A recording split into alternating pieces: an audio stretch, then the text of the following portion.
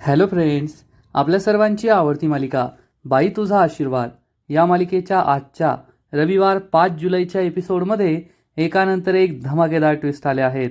Friends, आजचा episode खूप भारी होता. अवनी हे आपले सर्टिफिकेट्स घेण्यासाठी देशमानेंच्या घरी पोहोचली आणि तेथे गेल्यावर तिला फसवलं गेलं. तिला घरात कोंडून घेतलं आणि पुन्हा एकदा चंद्रकांतने ती जुनी कॅसेट सुरू केली आहे. चंद्रकांतने अवनीला ठणकावून सांगितलं, आता त्या राजाला, त्या ड्रायव्हरला घटस्फोट द्यायचा, आम्ही सांगू तसंच करायचं आणि त्या विवानशी गुपचूप लग्न करायचं. हे ऐकून अवनीला जबर धक्का बसलाय. इकडे राजा खूप घाबरलाय. त्याला तर आधीच भीती वाटतेय की अवनी तिकडे गेली म्हणजे परत येणार नाही. मग खरंच अवनीचं पुन्हा एकदा त्या विवानशी लग्न लागणार का? राजा अवनीला वाचू शकेल का? हे जाणून घेण्यासाठी हा व्हिडिओ शेवटपर्यंत नक्की पहा. फ्रेंड्स, आजच्या एपिसोडच्या सुरुवातीलाच अवनीला संशय येतो की अण्णा नक्कीच काहीतरी वेगळं पित आहे, पाणी पित नाहीये. आणि अवनी अण्णाजवळ येते, त्यांच्या तांब्याला जवळ घेते आणि हा वास घेताच अवनीच्या लक्षात येतं की या ग्लासमध्ये पाणी नाहीये तर दारू आहे. अवनी खूप चिडते आणि अण्णाला जाब विचारते, अण्णा काय आहे यामध्ये? अण्णा सांगतात, पाणी आहे. अवनी चिडून म्हणते, खरंच का? यात पाणी आहे का? अण्णा, आज सुद्धा तुम्ही हे पिलात? मला तुमच्याकडून ही अपेक्षा नव्हती. अवनी ही खूप चिडली आहे हे अण्णाच्या लक्षात येतं. अण्णा कान धरून तिची माफी मागतात. सॉरी सुनबाई, पण वेळ झाली ना की मला राहवलंच जात नाही, आपोआपच पिण्याची इच्छा होते. अवनी म्हणते, अण्णा हे खूप चुकीचं आहे, तुमच्या तब्येतीसाठी चांगलं नाही आहे, तुम्हाला हे का कळत नाही? अण्णा सांगतात, सुनबाई आता काय करणार, इतक्या वर्षांची सवय लागली आहे, सवय सुटत नाही. पण मला चढलेली नाही बरं का, बिलकुल चढलेली नाही आहे. अवनी खूप चिडते, तिला वाईट वाटतं आणि ती हा तांब्या तेथे ठेवून देते. अण्णांकडे रागारागाने पाहते आणि बाहेर निघून जाते. अण्णांना खूप वाईट वाटतं. मी सुनबाईसमोर का पिलो, का स्वतःला कंट्रोल करू शकलो नाही, यामुळे त्यांना वाईट वाटलेलं असतं. आणि अवनी ही घराबाहेर येऊन थांबते. इकडे पाण्याच्या गॅरेजवर पाण्या आणि संब्या असतात. या दोघांच्या कामाच्या गप्पा सुरू असतात आणि तेवढ्यात एकदम स्वॅगमध्ये पायली तेथे पोहोचते. पायली ही आपली गाडी पार्क करते. त्यानंतर डोक्यातून हेल्मेट काढते आणि मग पाण्याकडे आपला चष्मा खाली करून रागारागाने पाहू लागते. पाण्या संब्या तिच्याकडे पाहतच राहतात. मग पायली गाडीवरून खाली उतरते आणि संब्याच्या अंगावर आपलं हेल्मेट फेकून देते. संब्या कॅच पकडतो आणि पाण्यासुद्धा तिला चांगलाच ॲटिट्यूड दाखवतो की मला फरक पडत नाही, तू आली काय आणि गेली काय. पायल त्याला जवळ येऊन जाब विचारते, कोण आहे ती सटवी, मला आत्ताच्या आत्ता सांग. तर संब्या विचारतो, कोण आहे ती? पायल त्याच्याकडे रागारागाने पाहते. पाण्या पायलच्या नजरेला नजरच देत नाही. तर पायल ही पाण्याला जाब विचारते, ती सटवी आहे का माझ्यासारखी ब्युटिफुल? ती सटवी आहे का माझ्यासारखी ॲटिट्यूडवाली? त्या सटवीचं हसणं माझ्यासारखं आहे का, जसं काय चांदणं पडलंय का? आहे का ती माझ्यासारखी एवढी डॅशिंग? तूच सांग. अरे, माझ्यासारखी चटक चांदणी सोडून तुला ती अवदसा चांगली वाटली, लाज नाही वाटत का तुला? काय आहे तिच्याकडे? तर पाण्या सांगतो, तिला डेंजर आहे बरं का. तर पायल चिडून म्हणते, मी काय कोणाला घाबरत नाही. पाण्या सांगतो, तिला कराटे येतात, तुला कधी चितपट करेल ना, तुला कळायचं नाही. तर पायल चिडून म्हणते, मी सुद्धा घाबरत नाही, मी सुद्धा कुस्तीचे 4 डाव शिकले, तिला कधी जमिनीवर लोळेल ना, तुला आणि तिला सुद्धा कळायचं नाही. अरे पाण्या, मी तुझ्यासाठी काय नाही करत, तुला एवढा जीव लावला, तुझ्या या गॅरेजचं सोशल मीडियावर प्रमोशन करते मी रात्रंदिवस. संब्या सांगतो, हो मग त्याच्यामुळेच आपल्याकडे किती कस्टमर वाढले आहेत. पाण्या संब्याकडे रागारागाने पाहतो. संब्या गप्प बसतो. पायल म्हणते, तू जेवल्याशिवाय नाश्तासुद्धा करत नाही, जेवल्यासुद्धा जेवणसुद्धा करत नाही, ती असं करते का? पाण्या म्हणतो, नो. पायल म्हणते, मग तुला ती अवदसा का आवडली, काय तिच्याकडे? तर पाण्या सांगतो, तिच्याकडे अक्कल आहे, अक्कल. तर पायल चिडून म्हणते, हो खूप अक्कल आहे, म्हणून तर ती तुझ्या प्रेमात पडली. अरे, अक्कल असलेली मुलगी कधीच तुझ्या प्रेमात पडणार नाही. तर पाण्या म्हणतो, तू आहे ना तिला लय हलक्यात घेते बरं का, ती काय साधी सुरगी पोरगी नाही आहे, लय डेंजर आहे, लय डेंजर. आणि तू जर तिच्या समोर आली तर तुझं काही खरं नाही. आणि माझ्याशी एवढं जवळ येऊन बोलू नको, 450 फूट लांब राहायचं आणि बोलायचं. तिने जर तुला माझ्याशी बोलताना पाहिलं, मग तुला पटको पटको मारील ती. तर पायल म्हणते, अरे मी नाही घाबरत, येऊ दे तिला माझ्यासमोर, मग मीच तिला कशी पटकू पटकू मारते ना, ते तू पाहत राहा. पाण्या पायलकडे पाहतच राहतो. पायल म्हणते, आता तू थांब, मी तिला काय सोडत नाही. तू जर मला तिच्याबरोबर दिसला ना, मग तिला नाही हाणली सगळ्या गावासमोर, तर तू पाहतच राहा. असं म्हणून पायल तिचं हेल्मेट घेते आणि तेथून निघून जाते. पाण्या खूप खुश होतो. संभ्या म्हणतो, तुम्ही आहे ना त्या पायलीला लयच हलक्यात घेऊन राहिले बरं का. एखाद दिवशी एखादी पोरगी तुमच्याबरोबर असली तर मोठा राडा होईल बरं का, लक्षात ठेवा. हे ऐकून पाण्या म्हणतो, मी नाही घाबरत तिला, जे होईल ते होईल, पाहता येईल. पाण्या खूप खुश असतो की पायलची कटकट आता मिटली आहे. आणि इकडे महेश हा लॅपटॉपवर त्याचं काहीतरी काम करत बसलेला असतो. तेवढ्यात दत्ता त्याला कॉल करतो. महेश न पाहताच फोन उचलतो. तेव्हा दत्ता म्हणतो, काय ज्युनियर देशमाने, कसं चाललंय? याचा आवाज ऐकून महेशला खूप राग येतो. तो आपला मोबाईल पाहतो तर दत्ताने फोन केलाय हे त्याला समजतं. दत्ता त्याला विचारतो, काल तुम्हाला एक व्हिडिओ पाठवला होता मी. व्हिडिओची व्हिडिओ क्वालिटी एक नंबर होती. मी चेक केलं आहे. व्हिडिओ आवडला का नाही? तर महेश विचारतो, फोन कशाला केलाय ते सांग. तर दत्ता म्हणतो, अहो काय कशाला केला आहे? आता मी तुमची एवढी मदत केली, तुम्हाला व्हिडिओ पाठवला, तर मला रिटर्न गिफ्ट द्या. महेश चिडून विचारतो, कसलं रिटर्न गिफ्ट रे? तर दत्ता म्हणतो, अहो असं काय करताय? आता एकमेकाने एकमेकाची मदत करायची असते. मी तुमची मदत केली, आता तुम्ही माझी मदत करा. काही रिटर्न गिफ्ट द्या मला. महेश चिडून म्हणतो, तुला कुणी मदत विचारली होती रे? तुला कुणीही मदत मागितली नव्हती. आणि आम्हाला आहे ना तुझ्या मदतीची गरज नाही आहे. आमच्या मुलीला घरी कसं परत आणायचं ना, त्याची व्यवस्था आम्ही केली आहे. हे ऐकून दत्ताला मोठा धक्काच बसतो. दत्ता म्हणतो, अरे वा, व्यवस्था केली आहे? ठीक आहे, सांगितलं नाही मला. सांगा बरं काय व्यवस्था केली आहे? तर महेश चिडून म्हणतो, तुला काही सांगायला मी बांधील नाही आहे, चल फोन कट कर. असं म्हणून महेश फोन कट करतो. दत्ताला खूप राग येतो. दत्ता चिडून म्हणतो, एक नंबरचा नालायक माणूस या, गरज सरो दत्ता मरो, असं काम आहे त्याचं. दत्ताची चिडचिड सुरू असते. तेवढ्यात सुलू आत्या तेथे येते आणि विचारते, ए दत्ता भाऊ, काय झालं रे? कोणावर एवढा चिडतोयस? दत्ता सांगतो, अरे भल्याचा जमनाच राहिला नाही. माझी आंतरराष्ट्रीय दर्जाचा द्राक्षाचा रस गेला ना माझ्या हातून. सुलभात त्याला काही कळतच नाही. ती विचारते, अरे तुला काय म्हणायचंय ते स्पष्ट सांग. तर दत्ता सांगतो, अगं सुले, तुला काय सांगू, त्या ज्युनियर देशमानेला कॉल केला होता काल, त्याला तो व्हिडिओ पाठवला ना, तर तो मला सांगतोय, जाऊ दे तुला काय सांगायचं. सुलू आत्या म्हणते, अरे तो काय बोलला ते सांग मला. तर दत्ता सांगतो, त्याने मला हे सांगितलं की आमच्या पुरीला परत आणण्याची व्यवस्था केली आम्ही. हे ऐकून सुलवात्या खूप खुश होते. अरे म्हणते, अरे ही तर आनंदाची बातमी आहे ना, तू कशाला एवढी चिडचिड करतोय?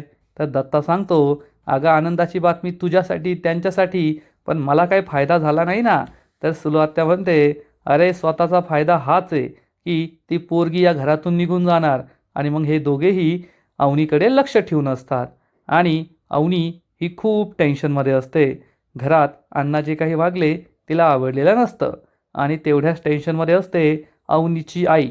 अवनीची आई हे सगळं नाटक करत असते चंद्रकांत आणि महेशने सांगितल्याप्रमाणे. स्वाती रूममध्ये येते आणि विचारते, आई काय झालंय, का रडताय तुम्ही? तर अवनीची आई सांगते, अगं मला खूप काळजी वाटते अवनीची. अवनी बिचारी तेथे किती त्रास सहन करत असेल. तू तो व्हिडिओ पाहिलाय ना? तर स्वाती म्हणते, हो आई, मी तो व्हिडिओ पाहिलाय, पण आता आपण काय करू शकतो? तर अवनीची आई म्हणते, हो ना, त्या मुलीने ना स्वतःच्या हाताने स्वतःच्या आयुष्याचं वाटोळ करून घेतलंय. अशा घरात जाऊन पडलीये की आपण काही करू सुद्धा शकत नाही. आणि ती या घरातून का गेली होती? कारण तिला तिची स्वप्न पूर्ण करायची होती. तिला शिक्षण घ्यायचं होतं, नोकरी करायची होती, स्वतःची फर्म उभी करायची होती. पण आता हे सगळं ती कसं करणार आहे?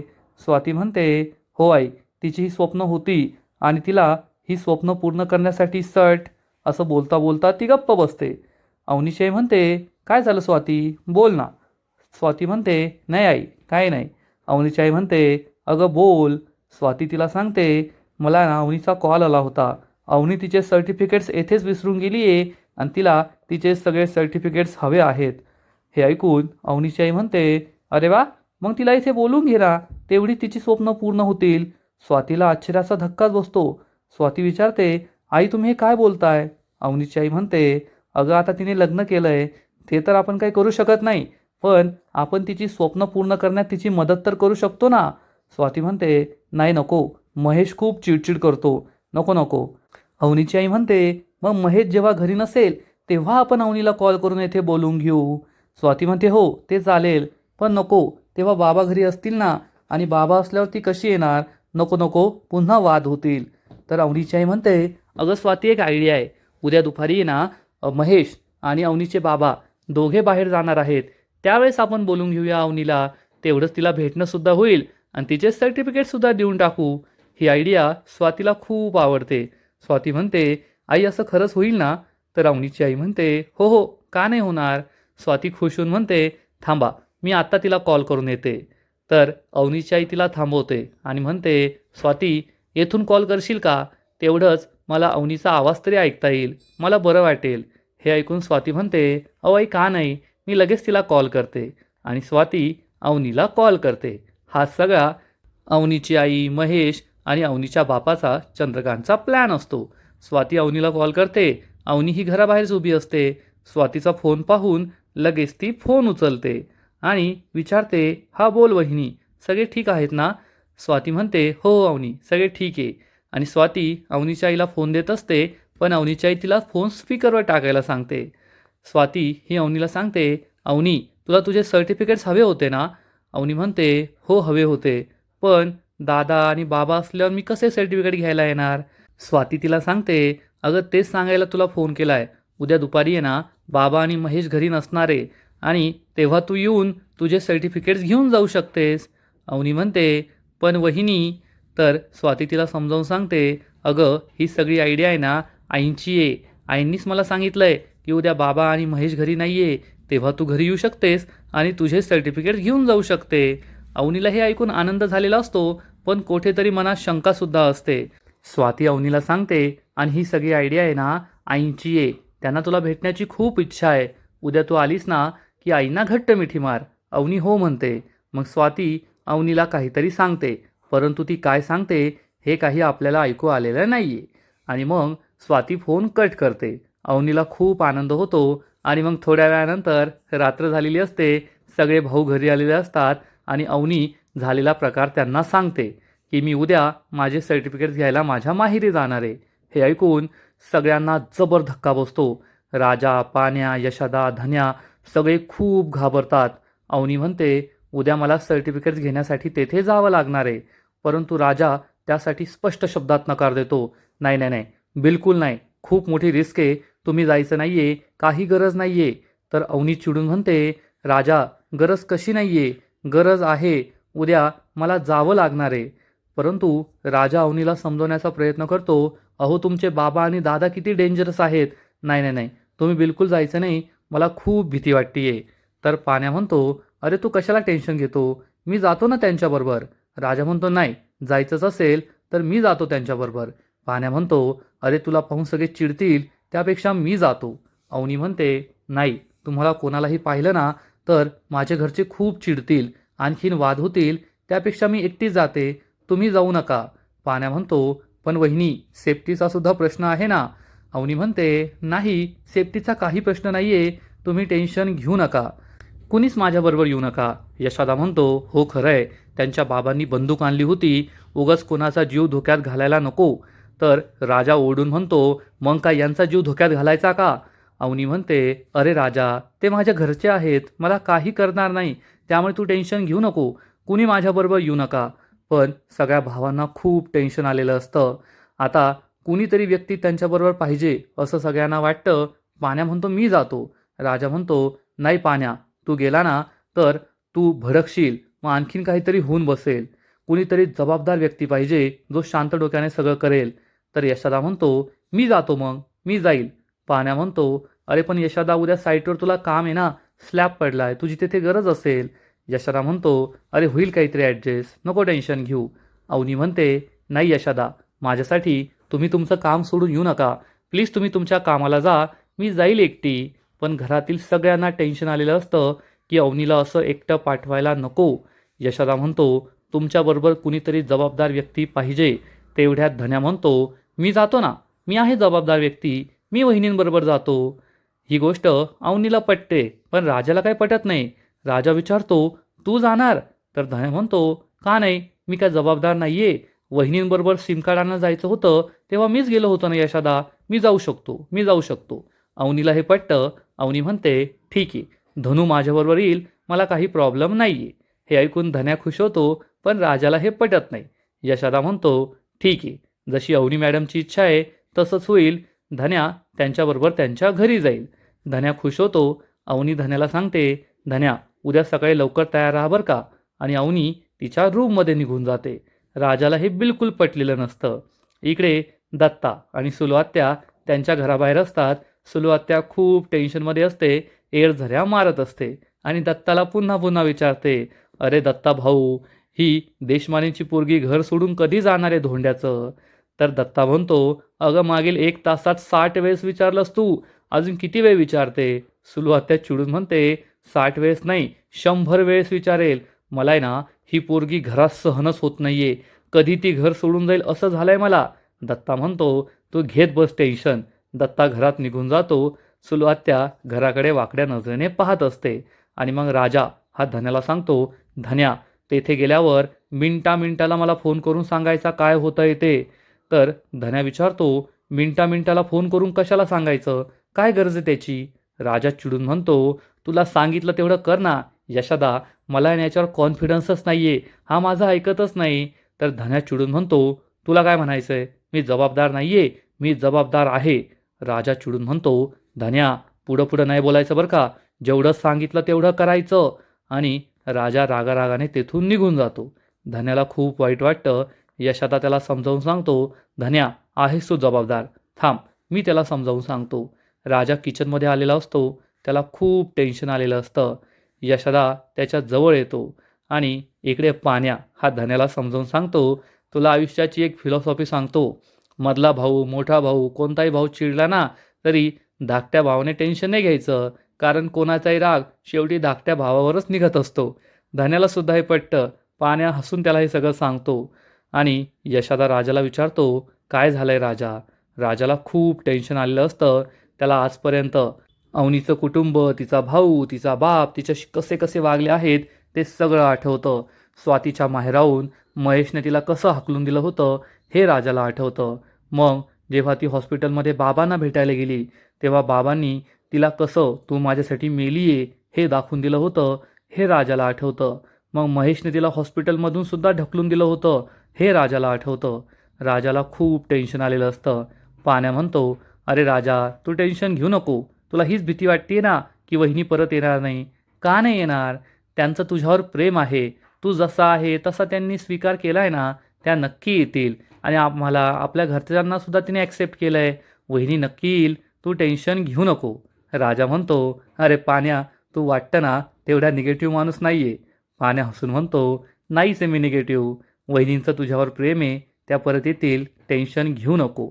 राजाला हे ऐकून खूप बरं वाटतं. यशदा आणि पाण्या तेथून निघून जातात.